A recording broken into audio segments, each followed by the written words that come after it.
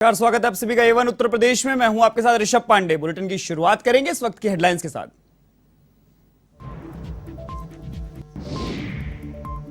मुख्यमंत्री योगी आदित्यनाथ ने गोरखपुर में की जनसुनवाई। जनता दरबार में लोगों ने रखी अपनी समस्याएं। पीड़ित ने पूर्व भाजपा विधायक के भाई पर लगाया कब्जा करने का आरोप। संचारी रोग नियंत्रण अभियान का भी किया शुभारंभ।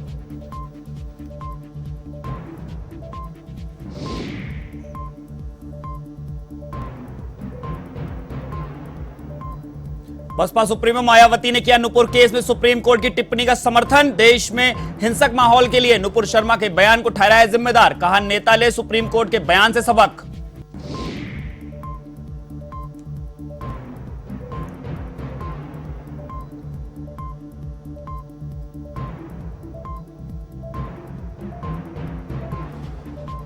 धर्मनगरी वाराणसी में 3 दिवसीय रथ मेले की शुरुआत। भगवान जगन्नाथ ने भक्तों को दिए दर्शन। सुरक्षा व्यवस्था के पुख्ता प्रबंध।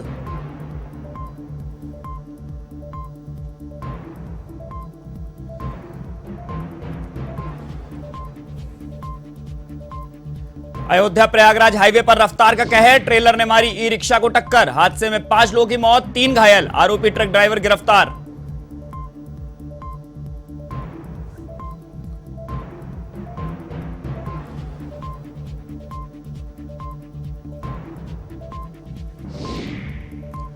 उत्तर प्रदेश के 29 जिलों में भारी बारिश का अलर्ट। मौसम विभाग ने तेज हवाओं के साथ बारिश की जताई संभावना। लखनऊ, वाराणसी, आगरा, अयोध्या में दिन भर छाए रहे बादल, तो कई स्थानों पर हुई झमाझम बारिश।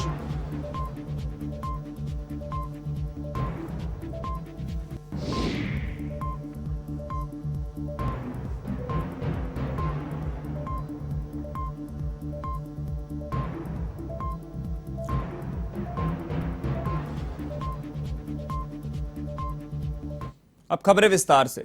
उत्तर प्रदेश के मुख्यमंत्री योगी आदित्यनाथ गोरखपुर दौरे पर हैं, जहां मुख्यमंत्री ने बोर्ड परीक्षा के मेधावी विद्यार्थियों से संवाद किया। इस दौरान उन्होंने मेधावी छात्र छात्राओं को जिज्ञासु बनने की प्रेरणा दी।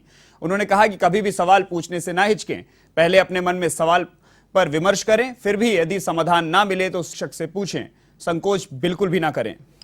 यहाँ से शुरू करो। हाँ बच्चे, यहीं से शुरू बोल दो, यहीं से।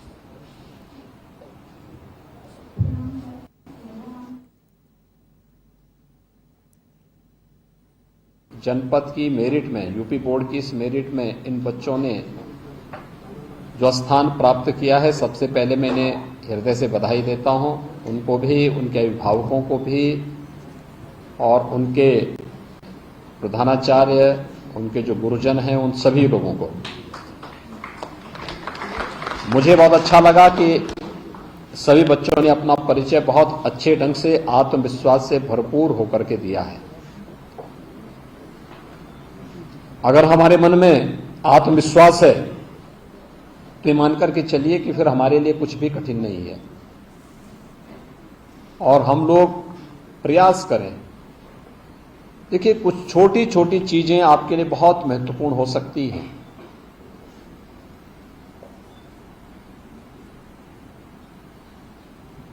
जीवन में किसी चीज को छोटा मत समझिए। अक्सर कोई छात्र कहां पे विफल होता है, जहां ये मान लेता है कि तो मुझे याद है ही, या इसको मैं कर लूंगा, लेकिन उसको हल्केपन से लेकर के नजरअंदाज करने की जो आदत होती है, वो हमेशा उसकी विफलता का कारण बनता है। इसलिए छोटी छोटी बातों को भी हमेशा ध्यान में रखना। हर महत्वपूर्ण चीज को नोट करने की आदत डालना। नोटबुक बनाना, दूसरों के नोटबुक से नहीं बल्कि अपनी नोटबुक, बनाई हुई नोटबुक से अगर आप अपनी तैयारी करेंगे तो आप अब तो जनपद की मेरिट में आपने स्थान प्राप्त किया, अगली परीक्षा में प्रदेश की मेरिट में आपका स्थान होगा, अगर अपनी नोट से आप अपनी तैयारी करना प्रारंभ करेंगे तो। इधर सुप्रीम कोर्ट ने देश में बने हिंसक माहौल के लिए नुपुर शर्मा के बयान को जिम्मेदार ठहराया है। साथ ही उन्होंने देश से माफी मांगने का निर्देश भी दिया है। बसपा सुप्रीमो मायावती ने सुप्रीम कोर्ट के इस बयान का समर्थन किया। मायावती ने कहा कि सुप्रीम कोर्ट ने नुपुर शर्मा के खिलाफ जिस प्रकार का स्टैंड लिया और अपने भड़काऊ बयान से देश को हिंसक माहौल में झोंकने के लिए उन्हें माफी मांगने के निर्देश दिए गए हैं। यह एक सबक है उन सभी के लिए जो देश में सांप्रदायिकता की आग में झोंक कर अपनी राजनीति चमका रहे हैं।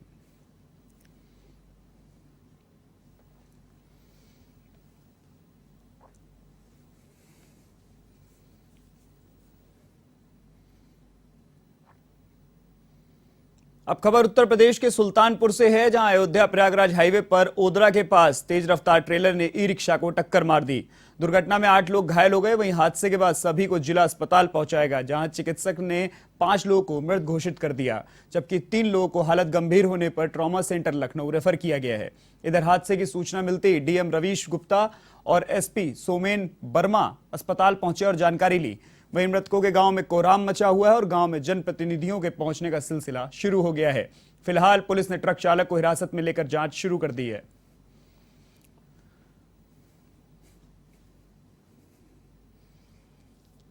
ये हाईवे जो बनारस लखनऊ हाईवे है उस पे एक्सीडेंट हुआ है ओदरा गांव के पास, और एक जो ई रिक्शा होता है उसकी टक्कर भरे हुए ट्रक से हो गई थी और काफ़ी तेज़ हुआ था। आमने सामने की टक्कर बताई गई है, तो काफ़ी 8 यहाँ पर घायल आए थे। अभी जो प्राप्त सूचना है उनमें से 5 उनमें से मृत्यु हो गई है। जो घायल है उनमें से एक की स्थिति अभी स्टेबल है, जैसा भी फ़िलहाल की सिचुएशन है उनका इलाज यहाँ हो जाएगा। 2 को अभी एक रेफ़र हो चुके हैं और एक की अभी सीटी कराई जा रही है, उसके अनुसार उस पर निर्णय लिया जाएगा। बाकी अभी जांच चल रही है, एग्जैक्टली घटना के डायनेमिक्स की जांच चल रही है, जैसे होगा अपडेट दिया जाएगा। वो ये रिक्शा चला रहे थे तो 7 लोगों को बैठा के ले जा रहे थे, तो डंपर वाला दूसरी साइड से आके ट्रोलर वाला उसके ऊपर चढ़ा दिया, चढ़ा के मतलब कूद गया लेके गड्ढे में। कितने लोग घायल होंगे और कितने की मौत? लगभग 3 लोगों की यहाँ से स्पॉट मौत हो गई होगी और 3 लोग वापस यहाँ 4 लोग आए हैं। मेरा नाम डॉक्टर दिनेश गौतम है, मैं इमरजेंसी मेडिकल ऑफिसर पे पद पे पोस्ट हूँ। और यहाँ पर अभी एक रोड एक्सीडेंट हुआ है, रोड ट्रैफिक एक्सीडेंट हुआ है, उसमें 5 लोग एक्सपायर हुए हैं, 2 लोग लखनऊ रेफर किए हैं, बाकी का इलाज चल रहा है। इधर सिद्धार्थनगर के तालंटवा के मोहनिया गांव में एक व्यक्ति ने 32 वर्षीय महिला की धारदार हथियार से हत्या कर दी। घटना से पूरे गांव में दहशत फैली हुई है। वहीं घटना की सूचना पाकर मौके पर पहुंची पुलिस ने पूरे गांव को छावनी में तब्दील कर दिया। इधर हमलावर घटना के बाद फरार हो गया। फिलहाल पुलिस मामले की जांच में जुट गई है।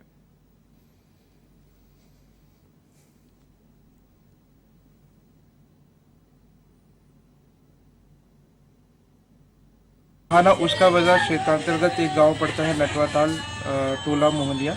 इसमें एक 32 वर्षीय महिला की हत्या होने की सूचना प्राप्त हुई थी। इसमें इसका नाम शैलेश पत्नी संजय है। इसमें तुरंत पुलिस मौके पर पहुंची है, शव को पोस्टमार्टम के लिए भेज दिया गया है। इसके घर में इस महिला के अलावा 2 इसके बच्चे थे, एक बेटा और बेटी। इन्होंने पूछताछ में ये बताया है कि रात्रि में एक विनोद नाम का व्यक्ति आया था, जिससे पूर्व में भी इसके साथ झगड़ा हुआ था और इसके द्वारा ही ये घटना कारित की गई है। घटना घटा हुआ, लेकिन गांव वाले जब हमको सूचना दिए तो यहाँ मौके पे आकर घटनास्थल पे पहुँचे, तो जिसका घटना घटा उसके लड़के से पूछे तो बतला रहा कि एक लड़का आया था, रात में चाकू को मार करके चला गया। बाकी हम लोग की कोई जानकारी नहीं था, तो हम पुलिस प्रशासन को सूचना दिए। यहाँ एसपी साहब भी आए, थाना उसका एसओ साहब भी आए, पूरी फोर्स आई, अब ले गए, उससे जानकारी करे कैसे हुआ क्या हुआ। इधर हरदोई के अरवल थाना क्षेत्र की एक ज्वेलरी शॉप में 2 महिलाओं ने जेवर चोरी की घटना को अंजाम दिया है। हालांकि उन्होंने बड़े ही शातिर ढंग से चोरी की वारदात को अंजाम दिया, लेकिन दुकान में लगे सीसीटीवी कैमरे में उनकी हरकतें कैद हो गईं। इस मामले में पुलिस ने एफआईआर दर्ज कर ली है। अपर पुलिस अधीक्षक का कहना है कि सीसीटीवी फुटेज के माध्यम से जल्द ही मामले का खुलासा कर लिया जाएगा। पुलिस के मुताबिक चौसार गांव में रामानंद तिवारी की ज्वेलरी की दुकान में अज्ञात महिलाओं ने वारदात को अंजाम दिया। फिलहाल पुलिस मामले की जांच में जुट गई है।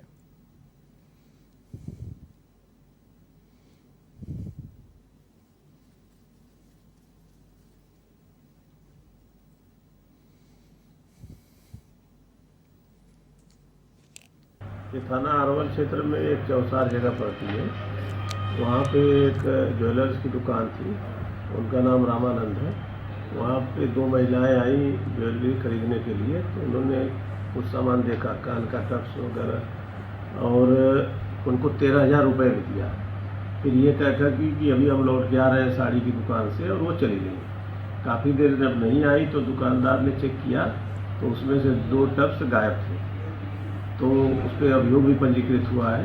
और उसमें हापुड़ में जिला न्यायालय की मांग को लेकर वकीलों ने पैदल मार्च निकाला और अधिवक्ताओं ने जिला अधिकारी को ज्ञापन भी सौंपा। उन्होंने कहा कि हापुड़ को जिला बने करीब 11 वर्ष हो गए हैं और प्रशासन द्वारा अपने सभी ऑफिस भवन तैयार कर लिए गए, लेकिन हापुड़ में जिला न्यायालय की स्थापना की मांग 2015 से की जा रही है, जो कि अभी तक पूरी नहीं की गई।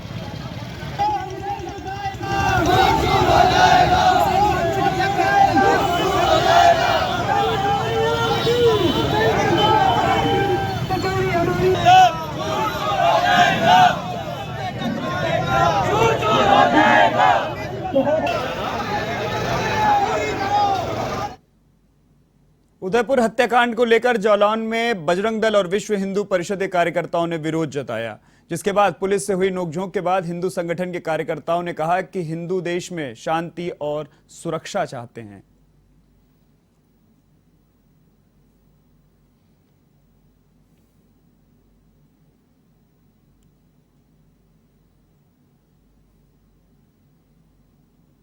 उदयपुर राजस्थान की जो घटना है उसको लेके ये कार्यक्रम किया गया था इनके राष्ट्रीय आह्वान पर। इन्होंने जो आतंकवाद का पुतला फूंकने का प्रयास किया, मगर जैसे कि अभी पुतला प्रदर्शन वगैरह पर रोक है, इसलिए पुलिस ने उनके प्रयास को असफल किया और इसके बाद ये लोग अपने चले गए। ये उदयपुर में जो घटना हुई है, हत्या हुई है, इस्लामिक आतंकवादियों ने की है, उसके खिलाफ हम लोगों ने धरना प्रदर्शन और पुतला दहन कर रहे थे, जिसमें प्रशासन ने पुतला हमारा छुड़ा लिया। और जो तालिबानी सोच वाले हत्या करने वाले हैं, जो सर तन से अलग, उनके खिलाफ हम लोग चाहते हैं कि उनको भी जल्द से जल्द फांसी हो और उनके खिलाफ कड़ी से कड़ी कार्रवाई हो। हम हिंदू जो शांत हैं, हमें ऐसा लग रहा है ये प्रतिक्रिया उसी की आ रही है। अभी विगत दिनों हम लोगों ने एक धरना दिया था डीएम कार्यालय में। परसों के दिन उदयपुर की घटना है कि नुपुर शर्मा जी के समर्थन में कन्हैया लाल जी ने एक स्टेटस लगाया, उसके लिए उनकी गला रेत की हत्या कर दी गई। तो मैं बताना चाहता हूँ आप लोगों के माध्यम से, गला रेतना हमको भी आता है, लेकिन ये देश हमारा है, हम इस देश की सुरक्षा चाहते हैं, इस देश की रक्षा चाहते हैं। ये तो किसी का गला उड़ाना बहुत बड़ी बात नहीं है। जो उन्होंने किया गलत किया। हम सारे के सारे ऊपर मुख्यमंत्री जी से, प्रधानमंत्री जी से, राष्ट्रपति महोदय से ये निवेदन करते हैं कि जिसने भी ये कुकृत घटनाएं की हैं उनको सजाए मौत दी जाए, फांसी दी जाए। और दूसरी बात मैं ये बता दूं, आज जैसे हम लोग आतंकवाद का पुतला दहन कर रहे थे तो प्रशासन ने उसको रोका। क्या हम लोग वो आतंकवाद फैला रहे हैं, गर्दनें काट रहे हैं, क्योंकि हम आतंकवाद का पुतला भी नहीं फूंक सकते हैं? ये गलत है और इसलिए हम कहते हैं कि हम जय श्री राम के वंशज हैं और हमने अगर चाह लिया तो गर्दन काटना और देश में आग लगाना बड़ी बात नहीं है, लेकिन देश हमारा है, इसकी सुरक्षा हमारी बड़ी बात है। जय श्री राम। अब खबर उत्तर प्रदेश के बस्ती से है, जहां नगर पंचायत हरैया में श्रीमद् भगवत कथा का लेकर भव कलश का आयोजन हुआ। शिवाला घाट से जल भरकर महिलाओं ने कलश यात्रा निकाली। इस यात्रा में हजारों लोग शामिल हुए। वहीं सुरक्षा व्यवस्था को लेकर पुलिस प्रशासन भी अलर्ट दिखाई दिया।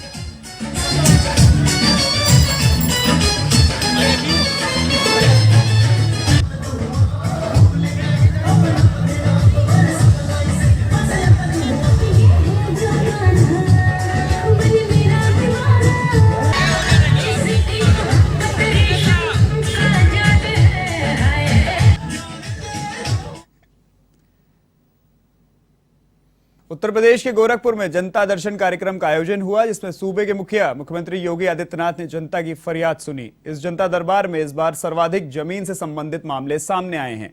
ऐसे में मुख्यमंत्री योगी आदित्यनाथ ने अधिकारियों को निर्देश दिया है कि मामलों की जांच कर तत्काल कार्रवाई की जाए।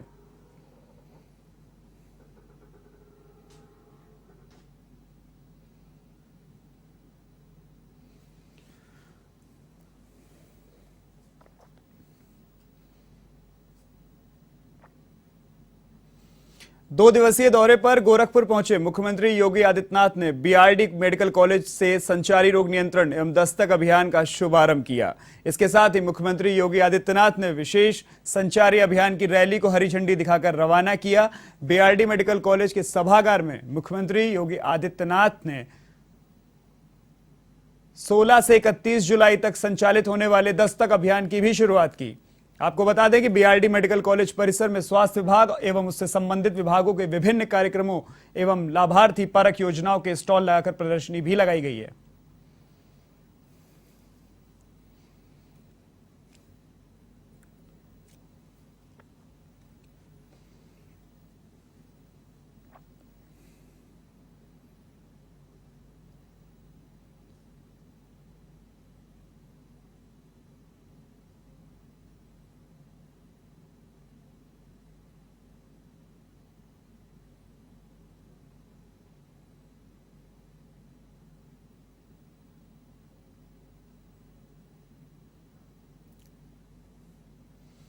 धर्म, कला और संस्कृति की नगरी काशी में 3 दिवसीय रथ यात्रा मेले की शुरुआत हुई। साल 1790 से शुरू हुई रथ यात्रा मेले का यह 232वां साल है। इस बीच बीते 2 साल कोरोना के महामारी के कारण भगवान जगन्नाथ, बहन सुभद्रा और भाई बलभद्र के साथ भक्तों को रथ यात्रा मेले में दर्शन नहीं दे पाए।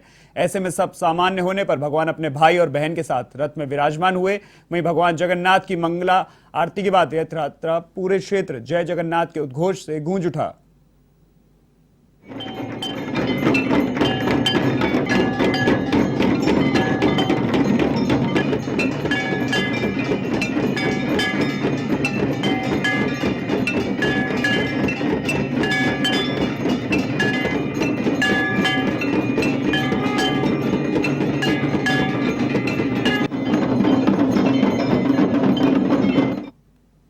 अयोध्या के पूरा कलंदर थाना क्षेत्र में आर्यन शिक्षण संस्थान में पिलर सहित झूला टूटकर गिरने से कक्षा 1 के छात्र की मौत हो गई, जबकि हादसे में 2 और बच्चे भी घायल हो गए हैं। घायल छात्रों को आनंद फानन में सीएचसी सोहावल ले जाया गया, जहां डॉक्टरों ने एक बच्चे को मृत घोषित कर दिया, जबकि 2 बच्चों का इलाज जारी है।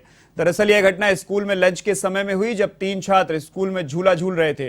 इस दौरान झूले का पिलर टूटकर अमर के ऊपर गिर गया, जिसमें उसकी मौत हो गई।